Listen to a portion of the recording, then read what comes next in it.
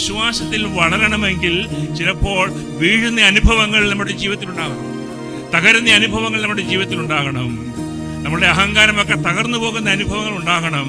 അപ്പോഴാണ് നമുക്ക് വിശ്വാസത്തിൽ വളരുവാൻ സാധിക്കുക. അവൻ വാക്കുമാറുകില്ല, ഒരു നാളും മാറുകില്ല.